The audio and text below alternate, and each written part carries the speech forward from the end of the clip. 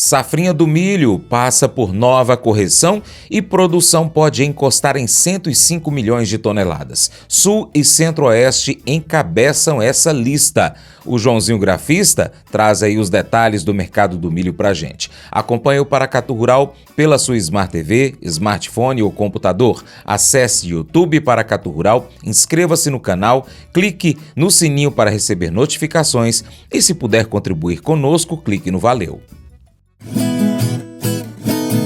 Commodities Agrícolas, com Joãozinho Grafista. As condições das lavouras de segunda safra de milho 24-25 no Paraná permaneceram estáveis na última semana de abril, segundo o Boletim de Conjuntura Agropecuária, divulgado no dia 30 pelo Departamento de Economia Rural, DERAL, da Secretaria de Estado de Agricultura e do Abastecimento, SEAB.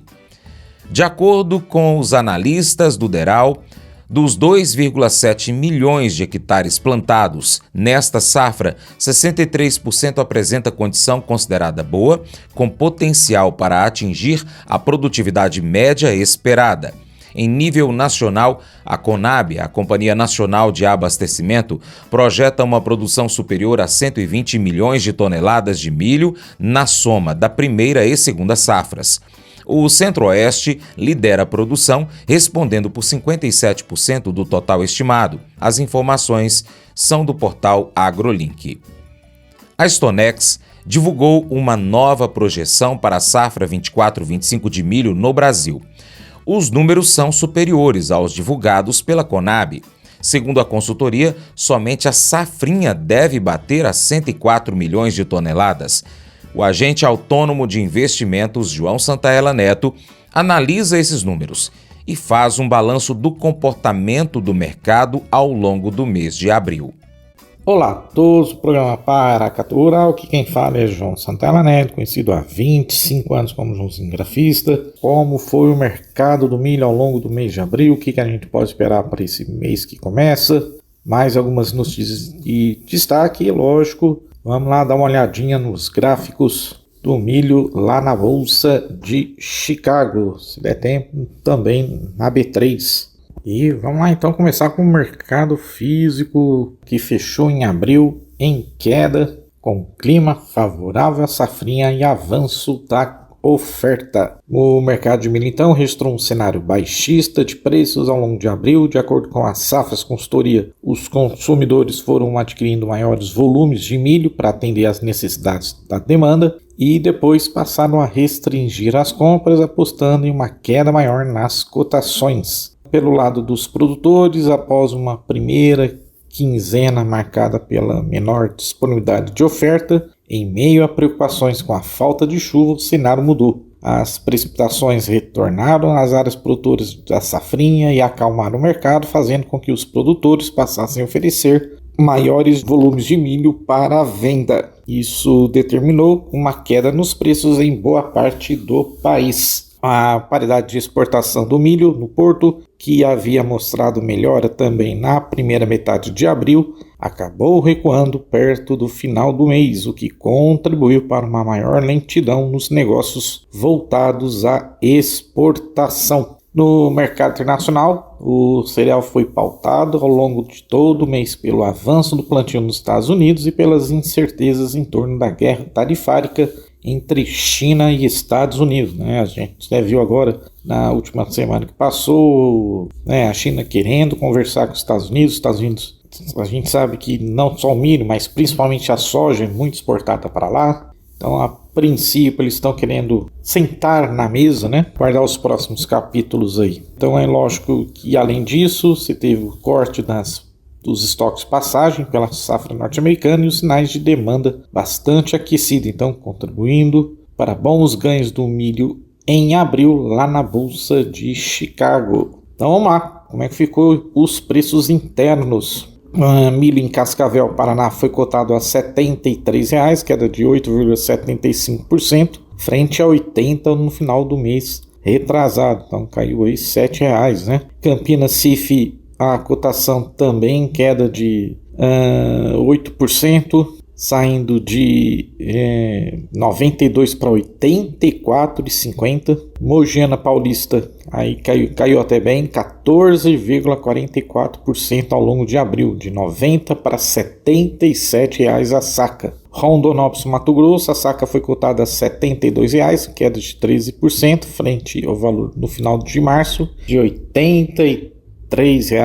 Em Erechim, Rio Grande do Sul, o preço caiu 5%, caindo de 80 para 76. Aqui na nossa Minas Gerais, base de Uberlândia, preço na venda caiu de 83 para 78. E em Rio Verde, Goiás, a saca retrocedeu 7%, de 82 para 76 reais. Bom, tivemos números importantes aí com relação à safra, com a Stonex, né, levando a previsão de safras de soja e milho do Brasil. As estimativas de colheita de soja e milho em 2024-25 foram elevadas na sexta-feira agora, semana passada, pela Stonex, que fez um ajuste mais volumoso para a segunda safra de milho. A consultoria aumentou sua estimativa para a produção total de milho no Brasil na temporada 24-25 para 132,4 milhões de toneladas, o que seria uma alta anual de 9,4%, mas ainda abaixo do recorde de 2022-23.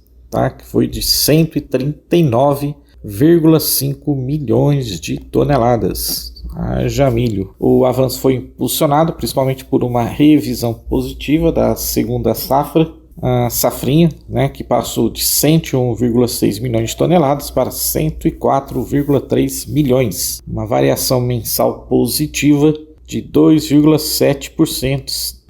Disse a consultoria. O desenvolvimento das lavouras nas regiões centro-oeste e sul tem surpreendido positivamente com o clima de abril, contribuindo de forma significativa, avaliou o analista Rafael Bulascochi em relatório. Apesar do otimismo com o potencial do resultado do ciclo de inverno de milho, a Stonex não descartou a possibilidade de realizar novas alterações, dependendo do desenvolvimento climático. O bom desempenho da safrinha tende a aliviar o cenário atual de oferta restrita e pode influenciar na estabilização dos preços, especialmente diante da demanda aquecida pelo etanol de milho e das exportações, ganhando força no segundo semestre.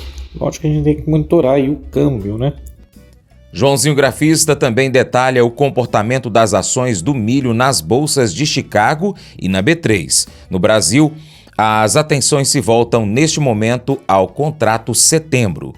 Então vamos lá, vamos para o milho Chicago, contrato julho, tá? Plataforma, gosto de usar muito a TradeView, então o código é Z de zebra, C de cachorro, N 2025, tá? Fechamos aí perdendo, ponto importante ali de Fibonacci, que é os 470, tudo caminhando para uma região de um gigantesco e fortíssimo suporte, mas lá na casa dos 450, traça uma linha reta, então a gente vê claramente que é um suporte muito forte no gráfico. O próximo mais forte ainda é os 435, lógico, depois os próximos só nos 420, depois só nos 400, e para cima aí a gente tem a que a gente chama de resistências, né? Então é mais lá nos 480, depois no 500 e depois só nos 520, 540, 570 por bushel. Vamos para o milho agora na B3, né?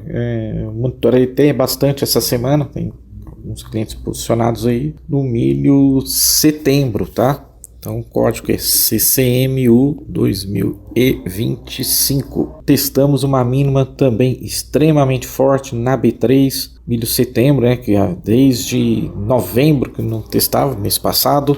Então se a gente coloca uma linha reta, como eu falo, né? Falei aí agora também para o milho lá na bolsa de Chicago, a B3 também tem um suporte muito forte aí na casa dos 67 bola, tá? Muito forte mesmo. Quem até um pouco 67 bola. Depois um próximo um pouco mais fraco, mas seria nos 66, depois só nos 64, tá? Então, quer dizer, se é suporte, a gente pode se segurar, né? Aí a gente tem as próximas resistências lá no 68, depois lá no 70 e 72, tá bom? Vai milho, vai bushel, vai commodities. O ato de dar revela o seu coração. Toda vez que você dá, você mostra o que importa para você. Diga-me como você gasta o seu tempo e dinheiro, e eu te direi o que é mais importante para você. A sua agenda pode revelar que o mais importante para você são os seus filhos. Seus gastos podem mostrar que aquilo que mais importa é o seu hobby. Você provavelmente não liga muito para a Microsoft porque não tem ações dela. Mas se você comprasse ações da Microsoft, de repente, você se importaria com o sucesso da empresa, porque onde você coloca o seu dinheiro é onde você coloca o seu coração.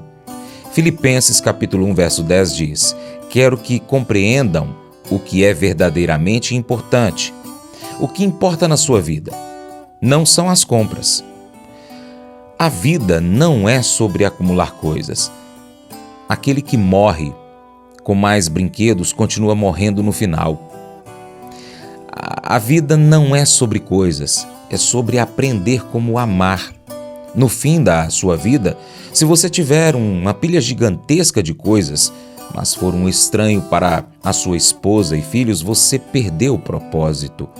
Quando você é generoso com o seu tempo, dinheiro, esforço, energia, você está dizendo que o que realmente importa é Deus e as pessoas. O que mais importa é o amor. Paulo fala sobre isso em Filipenses 3:7. No passado, todas essas coisas valiam muito para mim, mas agora, por causa de Cristo, considero que não tem nenhum valor. Como quebrar as amarras do materialismo? Só há uma maneira. O antídoto para deixá-las é dar. Então, toda vez que você for generoso e der aos outros ou a Deus, daí você está de fato quebrando o domínio do materialismo na sua vida. Mas nós somos cidadãos do céu, diz Filipenses capítulo 3, verso 20, parte A. Seu propósito não é viver o aqui e o agora. Você está aguardando a eternidade. Você não está construindo uma pilha nesse lado da eternidade. Você está construindo pessoas e relacionamentos que vão importar naquele lado da eternidade. Você está vivendo à luz do céu. Esse devocional faz parte do plano de estudos Hábitos de Felicidade do aplicativo bíblia.com. Muito obrigado pela sua atenção, Deus te abençoe e até o próximo encontro. Tchau, tchau.